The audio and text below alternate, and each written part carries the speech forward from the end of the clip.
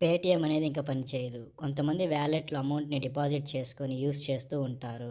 ఫిబ్రవరి 29 తేదీ తర్వాత ఎటువంటి బ్యాంక్ ట్రాన్సాక్షన్ పేటీఎంలో చేయడం కుదరదు.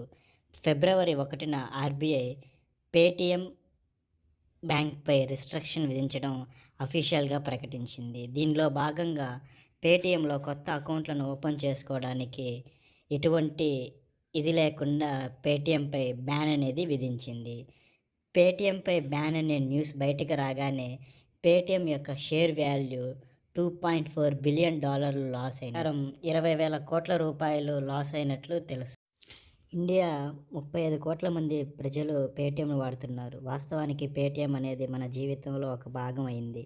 ఎంతలా అంటే బిల్స్ పేమెంట్, యూపీఐ పేమెంట్స్ అంటూ ప్రతి దానికోసం పేటీఎం యూస్ చేస్తూ ఉన్నారు.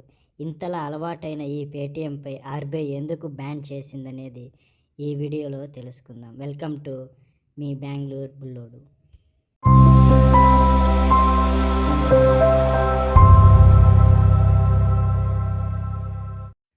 మామూలుగా బ్యాంక్ అనేది ప్రజల నుండి డబ్బులు తీసుకోవడానికి లేదా ప్రజలకు డబ్బును ఇవ్వడానికి గాను ఆర్బీఐ నుండి లైసెన్స్ పొందవలసి ఉంటుంది.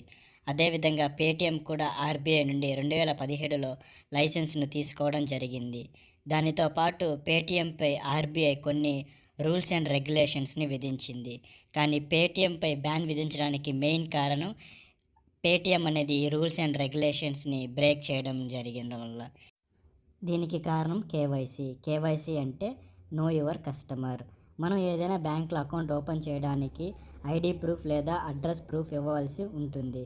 Like Aadhaar card, pan card, voter card. అసలు ఈ బ్యాంకులు ఎందుకు ఈ ఐడి ప్రూఫ్ కలెక్ట్ చేస్తారంటే బ్యాంక్ పర్సన్ ఫేకా ఆర్ రియల్ అనేది తెలుసుకోవడం కోసం ఈ కేవైసీని కలెక్ట్ చేయడం జరుగుతుంది. కానీ పేటీఎం వాళ్ళు ఈ కేవైసీని డేటాను గోప్యంగా ఉంచకుండా తమ కంపెనీలోని షేర్ హోల్డర్స్కు ఇవ్వడం జరుగుతుంది. ఈ విషయాన్ని గుర్తించిన ఆర్బీఐ పేటీఎం పైన బ్యాన్ విధించడం జరిగింది. ఎందుకనగా ఈ పేటీఎంలో 10% వాటా ఉన్న యాండ్ ఫినాన్షియల్ అనే కోఫౌండర్ యొక్క చాంగ్ ఫాషన్ అలీబాబా అనే చైనా కంపెనీకి సీఈఓ. సో మన యొక్క డేటాని పేటీఎం అనేది గోప్యంగా ఉంచకుండా డేటాను షేర్ చేయడం ద్వారా ఈ రూల్స్ అండ్ రెగ్యులేషన్స్ని బ్రేక్ చేయడం ద్వారా పేటీఎంపై బ్యాన్ విధించడం జరిగింది. ఈ విషయంపై పేటీఎం ఫౌండర్ అయిన విజయ్ శేఖర్ శర్మ గారు స్పందిస్తూ మార్చి 15 లోపు పేటీఎం అనేది వర్క్ చేయడం జరుగుతుందని తెలియజేసినారు. ఆర్బీఐ పేటీఎంలోని అన్ని సేవలపై రిస్ట్రిక్షన్ విధించకుండా కొన్ని సేవలను అందుబాటులో ఉంచింది. అవి ఏమనగా loans, mutual funds, bills payment and digital gold loans.